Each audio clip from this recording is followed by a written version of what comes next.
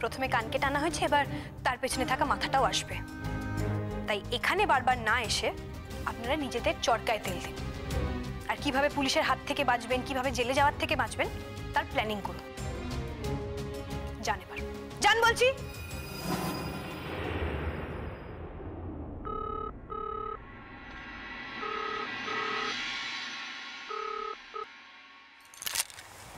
Hello, কে বলছেন?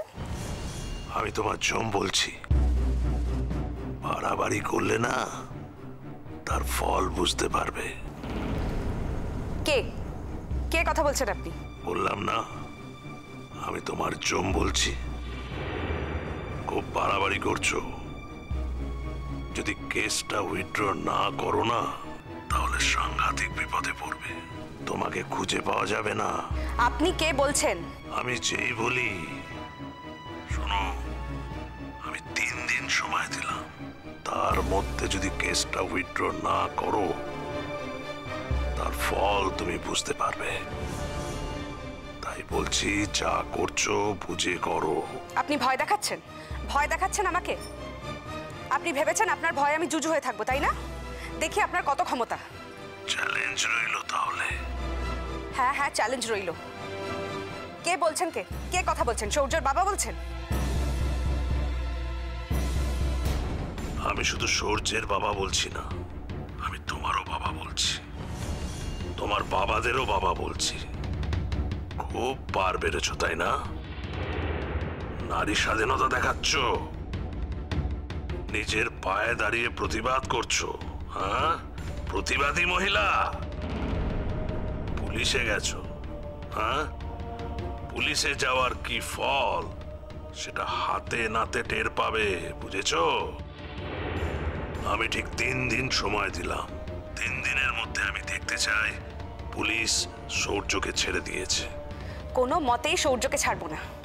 আর আপনি যে আমায় থ্রেট করছেন সেটা আমি থানায় জানাবো, আর দেখবো কত বড় ক্ষমতা আপনাদের।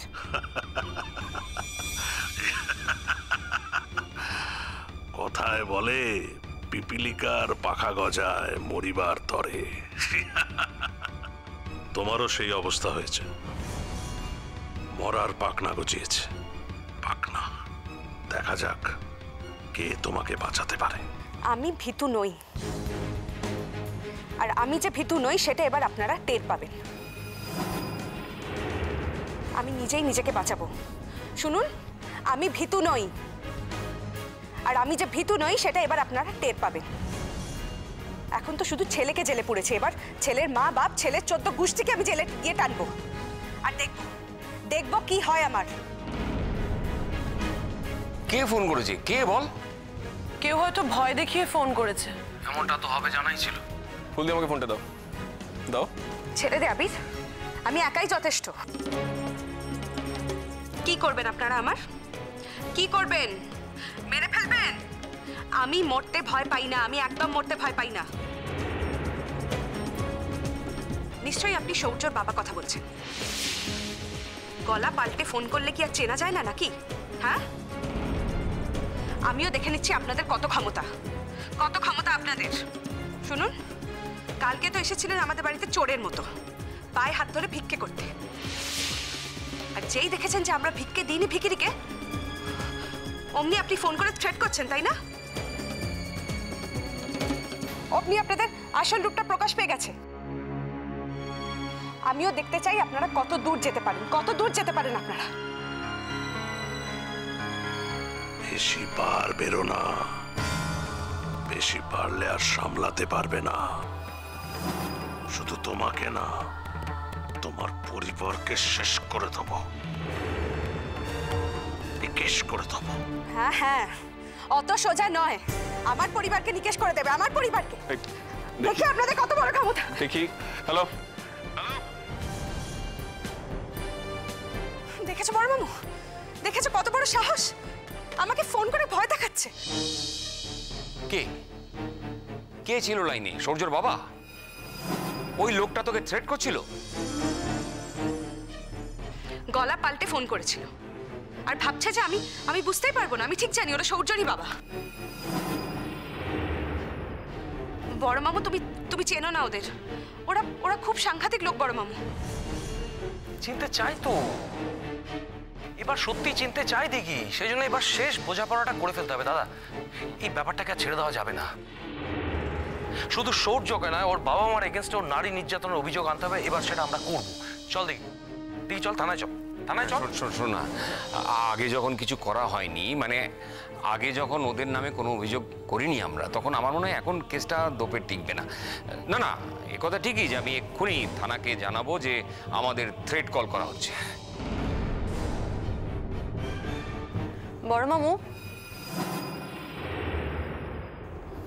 বড়মামু, ওদের ভয় পেলেই কিন্তু মুশকিল। ওদের কিন্তু কোনো ক্ষমতা নেই, ওরা কিচ্ছু করতে পারবে না। বরং ওরা ভয় পেয়ে আছে বলেই কিন্তু আমাদের এইভাবে ভয় দেখাচ্ছে। আর ওরা যদি ভয় না পেত তাহলে চুপ করে বসে থাকতো। ওরা যেভাবেই হোক সৌর্যকে এখন পুলিশের হাত থেকে ছাড়াবার চেষ্টা করছে, কারণ পুলিশ এখন ইনভেস্টিগেট করে কিন্তু এটা খুঁজে বার করবেই সৌর্যর সমস্ত কীর্তিকলাপ কি আছে সমস্ত কিছু খুঁজে বার করার চেষ্টা করবে। আর সেটা বার করলে কিন্তু যে লোকগুলো বাইরে ঘুরে বেড়াচ্ছে তারা কিন্তু কেউ ছাড়া পাবে না। এইটুকু কথা আমি তোমাকে বলে দিলাম বড়মামু। না না, তাই বলে কি আমরা, ওরা খালি থ্রেট করে যাবে আমরা সেটা সহ্য করবো, হাত পা গুটিয়ে বসে থাকবো? এটা হয় নাকি কখনো? ফুলদি, ফুলি তুমি কাঁদছো কেন? এখন কোথায় তোমার চোখে চোখে আগুন থাকার কথা, তুমি কাঁদছো ফুলদি? বড় মামু, আমি কত বড় ভুল করেছি বড় মামু।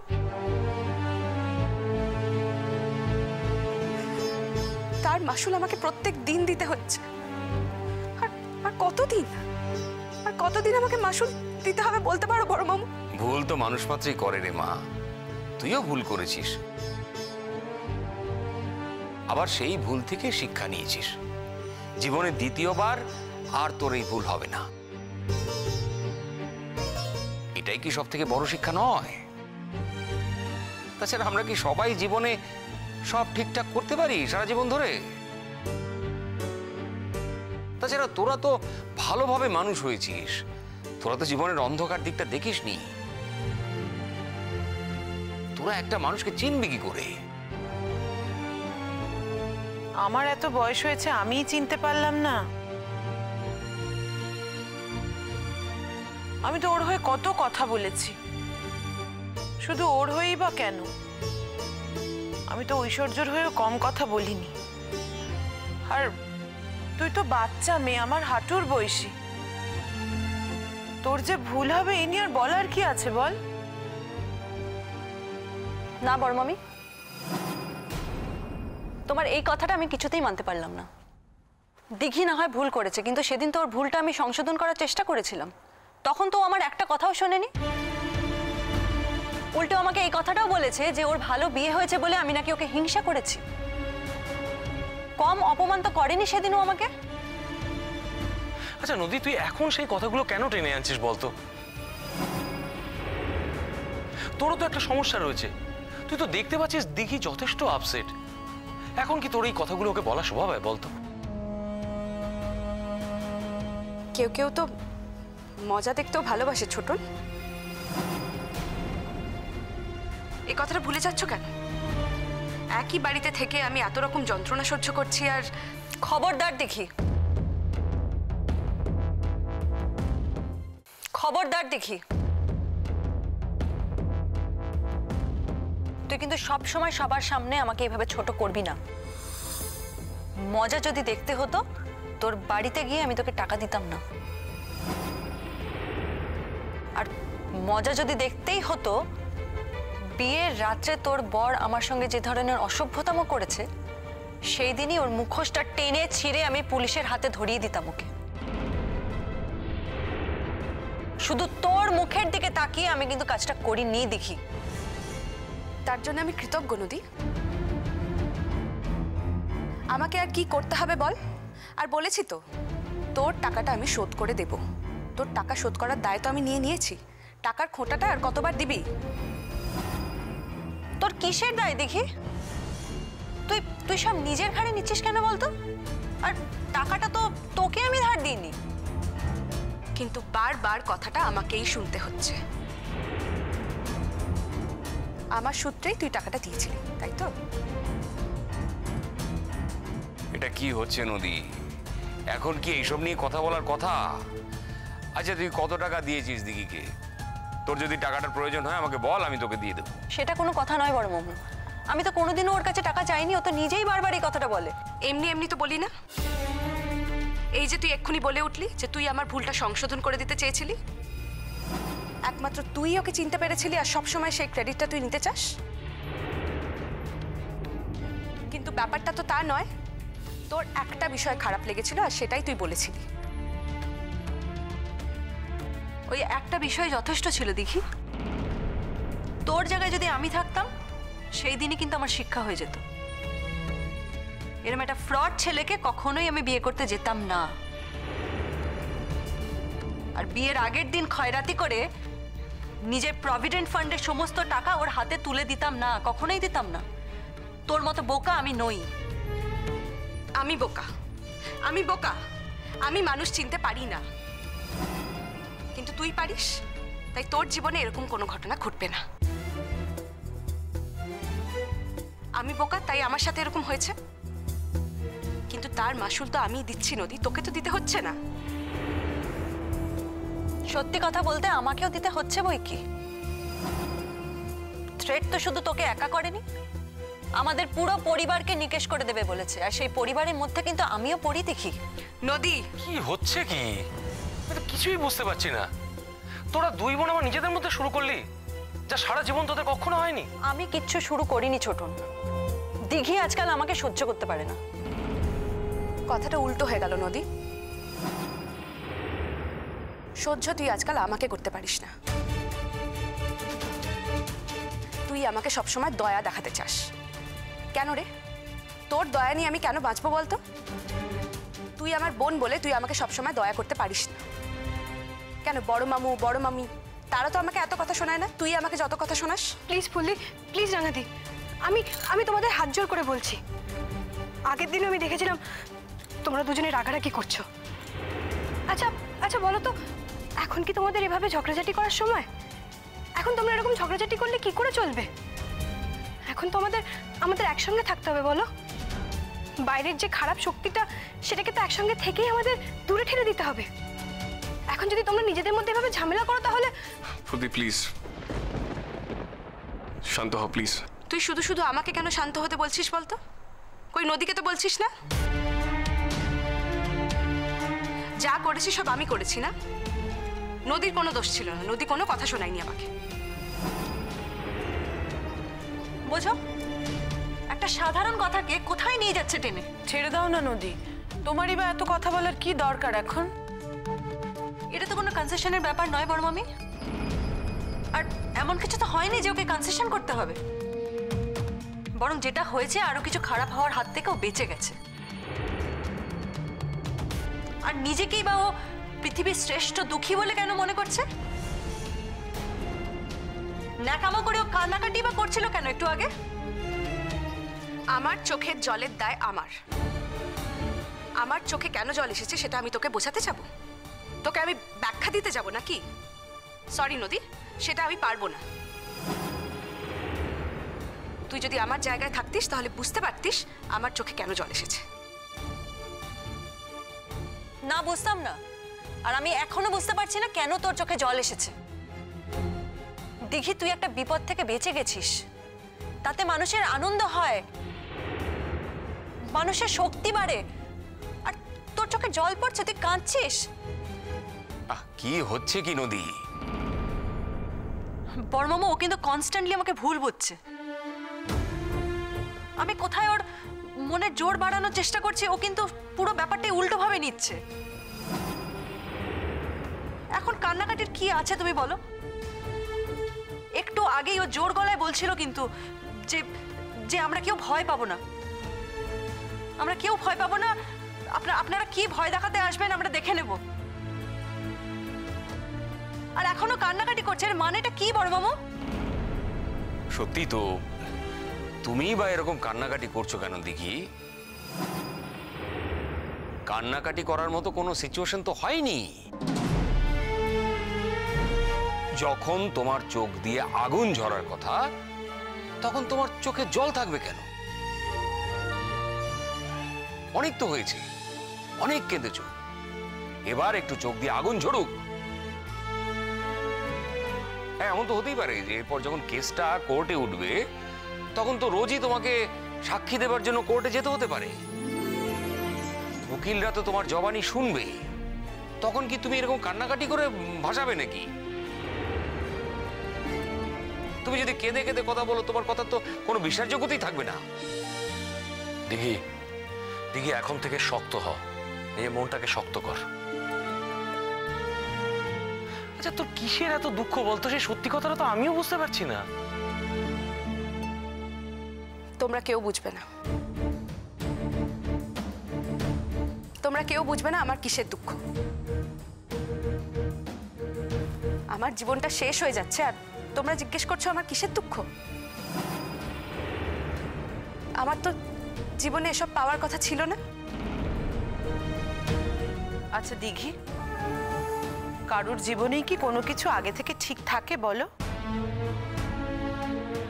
তুমি কি বলতে পারবে কাল তোমার জীবনে কি ঘটবে? সেজন্যই এখন আর কেঁদে কেটে কোনো লাভ নেই। এ কথা তো ঠিক, তোমার বড় মামা বিয়ের আগে কত বুঝিয়েছেন, কত আপত্তি ছিল এই বিয়েটা নিয়ে। উল্টে আমি বরং ভুল করেছিলাম। আমি বলেছিলাম যে কেউ যদি রাজি না থাকে আমি দাঁড়িয়ে থেকে তোমার বিয়ে দেব।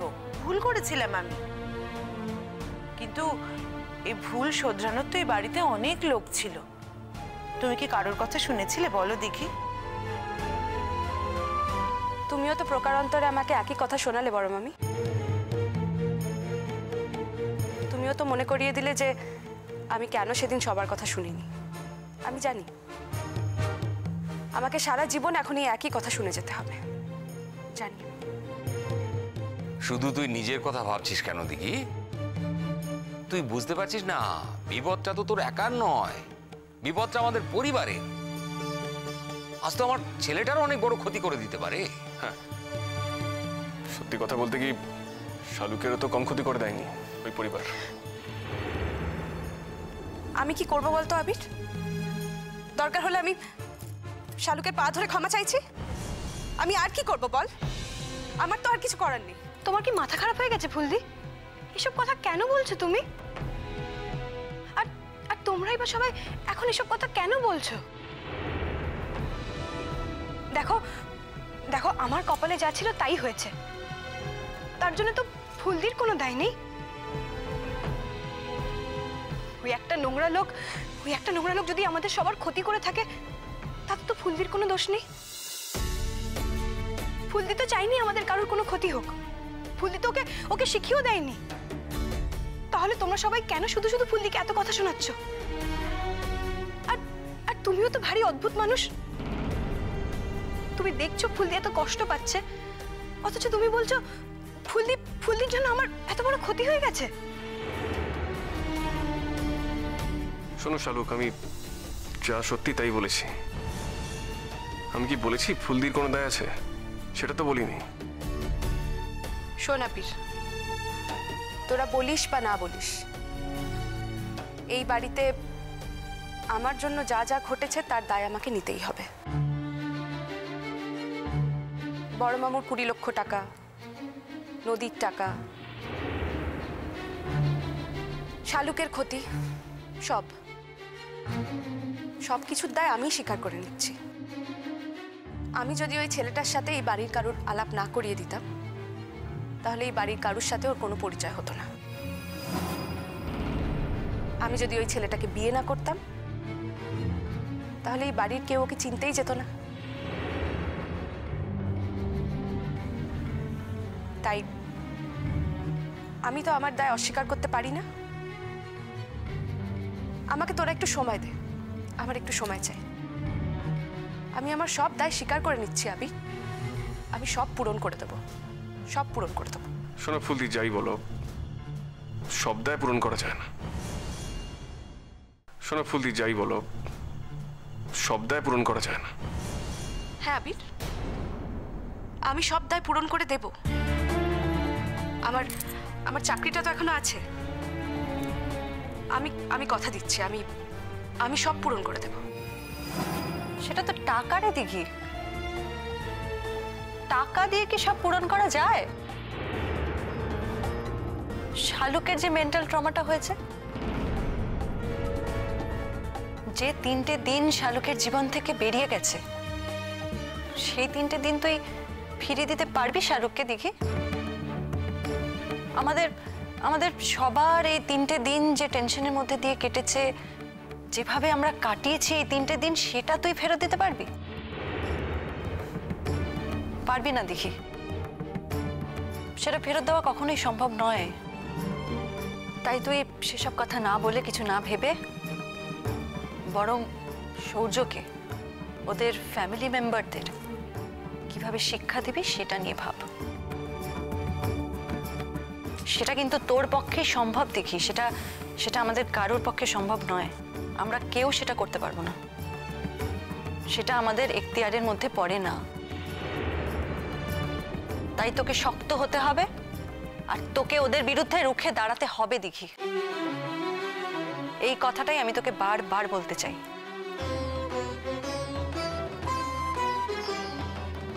তুই আমাকে যতই ভুল বোঝ, আর আমাকে যাই মনে করিস না কেন, এই কথাটা তোকে আমি বারবার বলে যাব।